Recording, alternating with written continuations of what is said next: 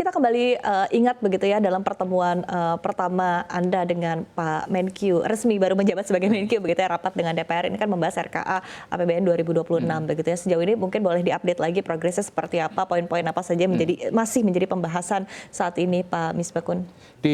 Terutama pada saat membahas itu kita sampaikan bahwa Kementerian Keuangan itu dengan anggaran yang kita setujui itu mempunyai mandat-mandat yang sangat besar. Mandat pertamanya itu adalah bagaimana Kementerian Keuangan mengelola APBN di BA BUN, yaitu sebagai bendahara umum negara, itu mereka mengelola jumlah yang sangat besar, ratusan triliun, baik dalam bentuk SAL maupun sisa anggaran lebih silpa, maupun anggaran BUN di tahun berjalan untuk subsidi, dan kemudian subsidi energi dan subsidi non-energi, baik itu transportasi, pertanian, dan pangan, itu kan mempunyai peran yang sangat strategis. Ya. Dan kemudian di Kementerian Keuangan juga ada peran yang lebih strategis dan sangat penting, yaitu di penerimaan. Penerimaan pajak dan penerimaan kepabeanan dan cukai.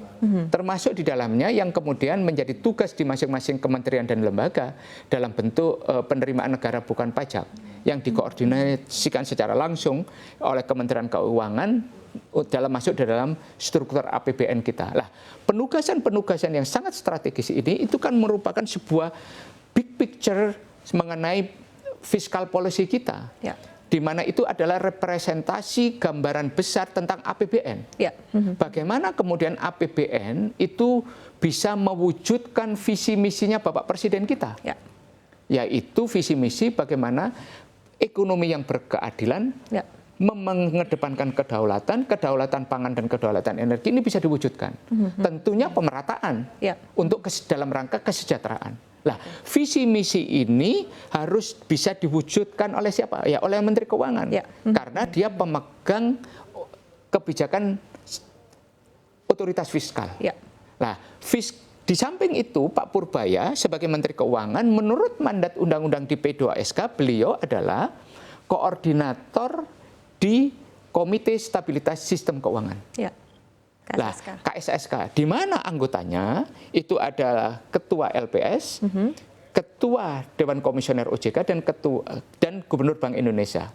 Nah, Menteri Keuangan sebagai koordinator tentunya sebagai pemegang polisi di kebijakan fiskal bisa menggunakan instrumen KSSK, ada kebijakan moneter di sana di Gubernur Bank Indonesia, dan bagaimana di mikro prudensialnya pengawasan bank dan bagaimana di penjaminan bank itu dikonsolidasikan menjadi sebuah kebijakan besar di makroekonomi Indonesia ke depan. Nah, gambar ini kan tergambar di mana? Ya, di anggarannya Kementerian Keuangan, di BA 15 dan BA 99. Dan ini tentunya merupakan sebuah sebuah deskripsi besar tentang tugas seorang Menteri Keuangan yang begitu penting, strategis, dalam rangka apa? Mewujudkan visi misinya Presiden. Ya, baik. Itu. Mungkin adakah sedikit arahan juga dari DPR begitu, apalagi juga kita ketahui bahwa terakhir pemerintah juga kan sudah baru saja kembali meluncurkan kebijakan fiskal begitu ya. Nah, seperti apa tanggapan Anda berkaitan dengan ini dan mungkin ekspektasinya juga? Pak Purbaya diangkat oleh Pak Presiden itu tentunya dengan tujuan utama membangun kembali sistem ekonomi makro Indonesia ini seperti apa. Ya. Tentunya Pak Purbaya ini tantangan tersendiri. Ya. Pak Purbaya saya tahu kapasitasnya, kapasitas akademik, kapasitas intelektual, kapasitas pengambilan keputusannya. Kami bermitra sama Pak Purbaya itu sudah sangat lama karena beliau sebelumnya adalah Ketua Dewan Komisioner LPS. Sebelum itu saya secara personal juga kenal Pak Purbaya dalam waktu yang cukup lama. Nah, ini tantangan sendiri bagi Pak Purbaya. Bagaimana dengan jabatan yang dia punya dan kesempatan yang diberikan oleh Bapak Presiden, beliau bisa menggambarkan secara utuh desain ekonomi Indonesia sebagai perwujudan visi misinya Presiden itu digambarkan oleh Pak Purbaya dalam sebuah fiscal policy yang seperti apa. Ya, dengan kewenangan yang juga. Dengan kewenangan yang dimiliki. Baik itu sebagai Menteri Keuangan maupun di koordinator di KSSK. Dia harus bisa mendeskripsikan Ya. kepada publik bahwa Purbaya mengambil strategi Ya. seperti apa.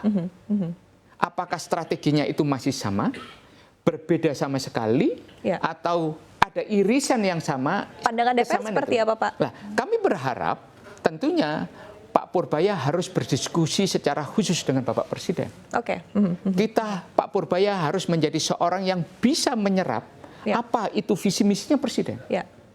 Apa itu ekonomi yang Ya. berdaulat? Dan diimplementasikan Ya. kita dalam Apa kebijakannya. itu ekonomi yang berdaulat? Ya. Bagaimana itu cara Presiden mensejahterakan rakyat? Ya. Dan apa instrumen yang akan digunakan di fiskal? Ya. Ya. Ide dan gagasannya Presiden supaya menjadi instrumen kebijakan itu harus Ya. Tergambar. diatur strateginya oleh Ya. Pak Purbaya. Karena apa? Yang ada adalah visi misinya Presiden, Ya. bukan visi misinya Menteri. Ya, betul, betul. Nah, Ya. visi misinya Menteri. Ya, sepakat. Karena yang dipilih oleh rakyat itu adalah Bapak Presiden. Ya. Dan Pak Prabowo itu sangat ingin menjadi seorang presiden yang menyenangkan rakyatnya. Ya. Presiden yang mendeliver semua keinginan-keinginan negara kesejahteraan sesuai amanat konstitusi. Ya. Ya. Di mana rakyatlah Ya. yang menjadi ukuran. Dan tugas Menteri Keuangan lah yang membantu begitu Rakyat dari yang sisi menjadi anggarannya ukuran. seperti apa Kesejahteraan rakyat lah yang pengaturannya. menjadi ukuran.